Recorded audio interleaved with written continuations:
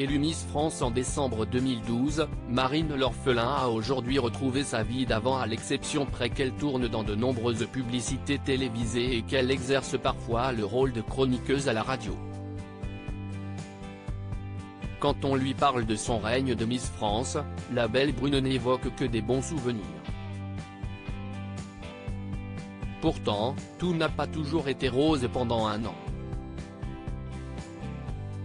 Dans un entretien exclusif accordé à nos confrères de Télé Loisirs, la jeune femme de 29 ans s'est néanmoins souvenue d'un gros point noir. Après avoir rendu sa couronne, la belle a repris ses études de médecine. Mais au cours de son cursus, elle a souffert de beaucoup de préjugés concernant son ancien statut de reine de beauté. En particulier lors de ses stages en hôpital. On ne m'a rien laissé passer. On me demandait même d'en faire 2 fois plus.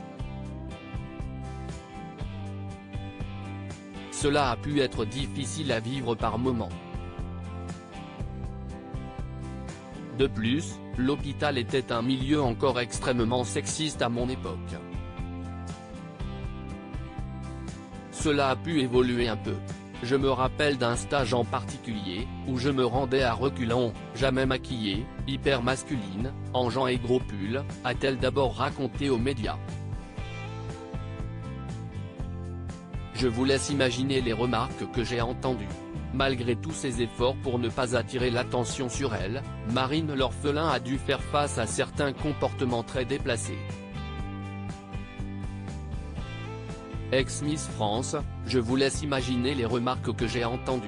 L'attitude de certains médecins a parfois été à la limite du harcèlement sexuel, a-t-elle révélé avant de rassurer ses interlocuteurs. Heureusement, cela n'a pas été toujours le cas et j'ai aussi croisé de la bienveillance.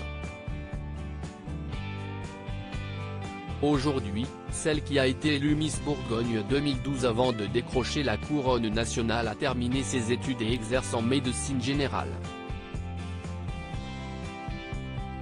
Folle amoureuse de son fiancé Christophe, elle prévoit également de se marier d'ici peu. Heureuse et pleinement épanouie aussi bien dans sa vie professionnelle que personnelle, Marine L'Orphelin a mis toutes ses mauvaises expériences au placard.